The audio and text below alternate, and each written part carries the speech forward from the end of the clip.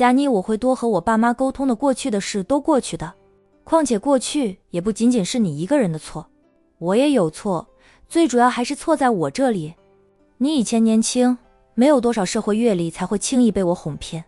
是我的错，我以前对婚姻不忠，害了你，也害了我自己。我们都为年轻时的错误付出了代价，就不要再去想了，咱们往前走，只要能安度晚年就好。想起年轻时的事后，叶佳妮忍不住眼眶泛红。她也是想通过男人让自己能在大城市落户。图周鸿林的高收入图，他在宛城好地段有一套房子，现在他们住的这套房，在房价下滑时都不怎么掉价，因为位置好，离好的学校又近。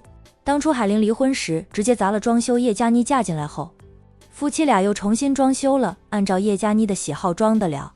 虽说那会儿海玲过得好了，周家人开始后悔，那时候的叶佳妮还是期待能和周鸿林好好过日子的。想到自己在宛城市里站稳了脚跟，有一套房，周鸿林答应过他往房产证上加他的名。后面发生了那么多事，在捅周鸿林的时候，叶佳妮想的是和他同归于尽。下死手时，他是真的恨极了周鸿林。周鸿林命大没死，他则罪上加罪。周鸿林被救回来后，他却选择原谅他，也会定时去探监，鼓励他好好改造。他会等他出来。他慢慢想开了，在里面积极改造，连检几次行出来了。周鸿林也说到做到。如今撇开公婆和大姑姐不说，他的小日子是很好的了。你爸妈年纪大了，还需要咱们养老，你和洋洋都劝说他们后，对我态度好一点了。但你大姐一回娘家，你妈对我又会恶言相向。鸿林不是我喜欢告状，你大姐真不是个东西。周鸿林抿抿嘴后说道，我姐的确不是个东西，现在她回娘家，我都看她不顺眼了，不想她回来，只是我爸妈跟着我住，梁老年纪大了，还认那个女儿，我又不能拒我姐于门外。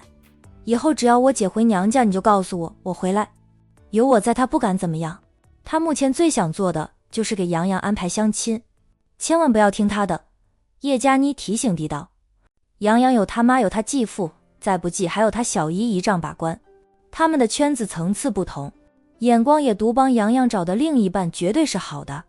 周鸿林愣着，我们知道的就是我爸妈都清楚，所以不想让我姐插手洋洋的婚事。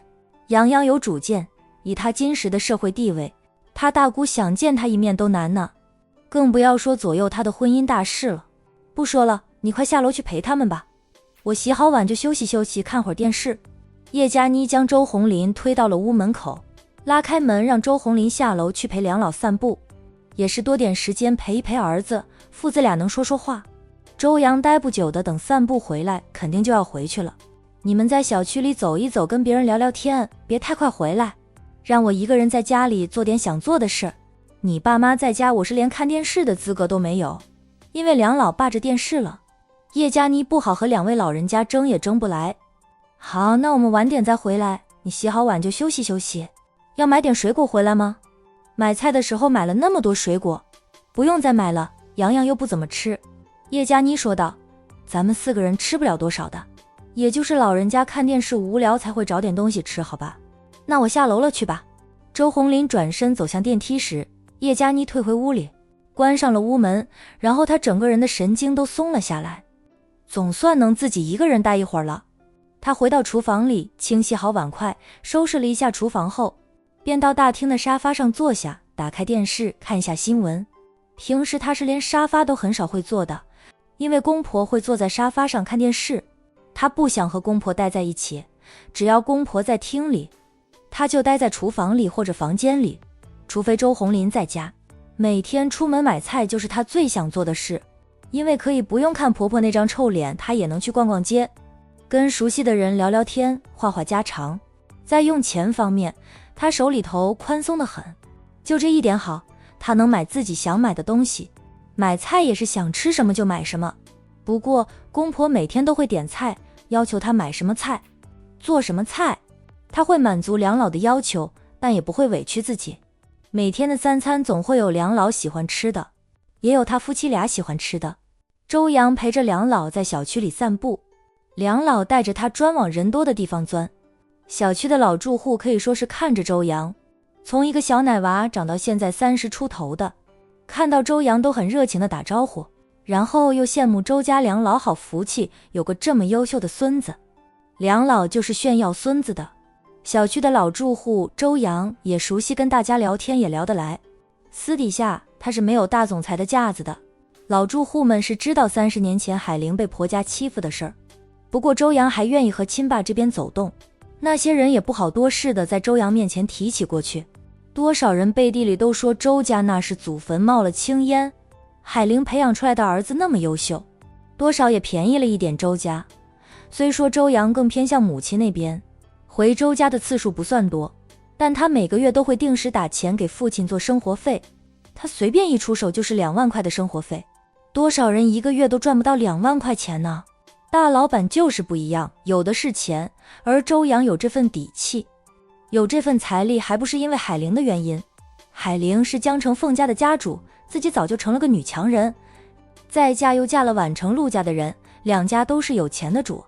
当继父的视周洋如亲生，名下财产愿意分一半给周洋。周洋被培养得很优秀，他自己也赚了不少钱。若没有海玲姐妹，没有陆东明，周洋能有今天吗？周家现在能得到这点福气，是周红林当初还有一个父亲的责任，按时支付了周洋的抚养费，也多亏海玲3观正，并没有因为离婚就在儿子面前说周红林的坏话。周红林很快就找到了父母和儿子，一家4口在楼下的小区跟大家聊天，聊了很久才回家的。回到家里，周洋没有再坐，他对父亲说道：爸，我回去了，今晚不应酬，想早点休息。现在已经是晚上9点，平时这个点对他来说还是很早的，但不用应酬，他就想早点回家，早点休息，睡个好觉。周家人舍不得他，但也不好再挽留他。周老太拉着他的手千叮万嘱，叫他有空了就要回来看看。叶佳妮装点水果给洋洋带回去吃。周老太还记得儿媳妇儿买了新鲜的水果回来，叫喊着让叶佳妮装点水果给周洋。奶奶不用了，我家里不缺水果，都有的。周洋拒绝了奶奶的好意，叶姨不用装了，水果留给你们吃。他知道在爸爸的家里，只有他过来的时候，继母才会买些贵一点、好吃一点的水果，平时都是买的很普通的时令水果留给长辈吃吧。叶佳妮还是去装水果，婆婆都吩咐了她不装的话。等周洋走了，婆婆又得骂她一顿。她装好了，周洋带不带走是周洋的事。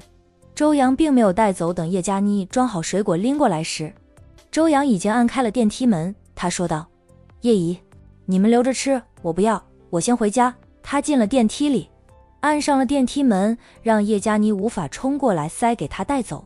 很快，周洋已经走出电梯，走向自己的车子。数分钟后，已经开着车出了小区。只有从小区出来，他才会松口气。每次回亲爸这边，他都有一种自己在演戏的感觉，不像在妈妈家里或者小姨家里那般自在。可能是他在妈妈和小姨身边长大的缘故吧。父亲并非不理他，父母离婚后，父亲也会经常看望他，带他出去玩，但他还是喜欢跟着妈妈和小姨。随着年纪的增长，他清楚父亲这边的亲人对他好，是因为他爸不再要孩子，因为父亲不愿和继母离婚，继母坐了10几年的牢，出来后已经错过了生育年纪。还有一个很现实的原因，因为他妈妈他小姨都成了有钱人，而他享受着最好的生活，也不缺钱，现在自己也成了有钱人，所以周家对他越来越好。他不与父亲这边的亲人计较，不代表他不懂，他只是看在父亲的份上不想计较而已。20分钟后，周洋回到了自己的小家，刚进屋就接到了母亲的来电：妈，今晚怎么有空打电话给我？周洋边走向沙发边笑问：平时这个点妈还在外面应酬呢。管家轻声问他要喝水吗？他点点头。管家去帮他倒来了一杯温开水，放下水杯后，管家便悄悄退了出去。海玲说道：妈妈刚回来，今晚下个早班，天天忙到半夜3更回家。你陆叔都有意见了，抱怨我眼里只有工作没有他。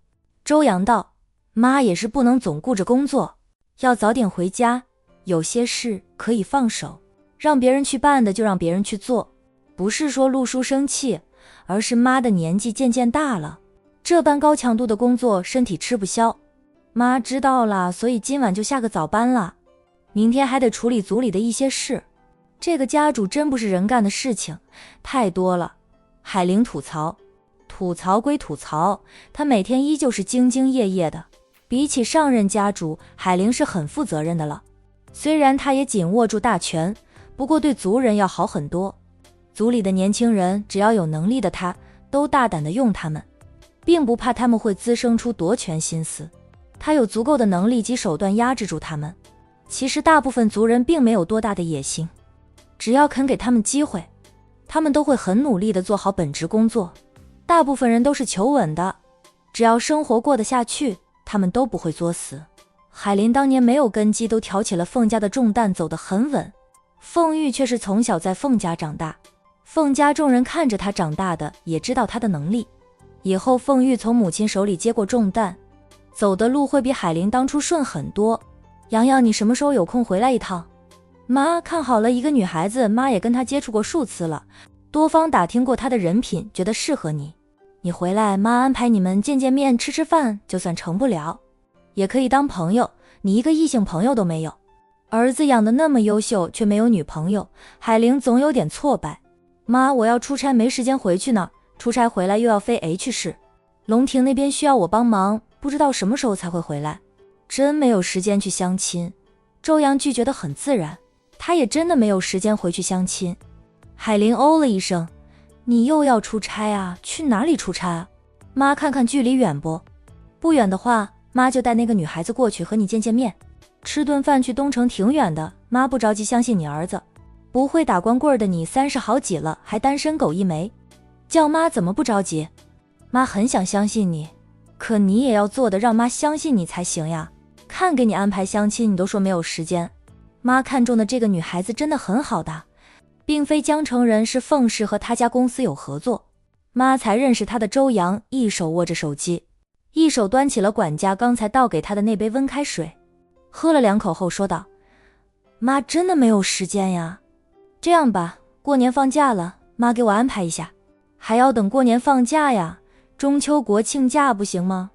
海玲觉得离过年还早得很，她恨不得儿子立即回家相亲。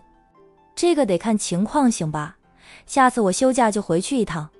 海玲这才满意。妈，你难得下个早班，不跟我陆叔叔出去逛街吗？你也不能只顾着工作的事，要多关心一下陆叔叔。陆叔叔这么多年来站在你身后很不容易。被儿子反说了，海玲有点不自在的道：妈知道的，妈和你陆叔叔都老夫老妻了。老夫老妻怎么了？不能逛街吗？陆东明的话插进来，明显是听到了周阳的话。海玲轻推一下凑过来的丈夫，好笑的道：还像个孩子似的。行，一会儿咱们出去走走，陪你逛逛。她是有点忽略了丈夫的感受。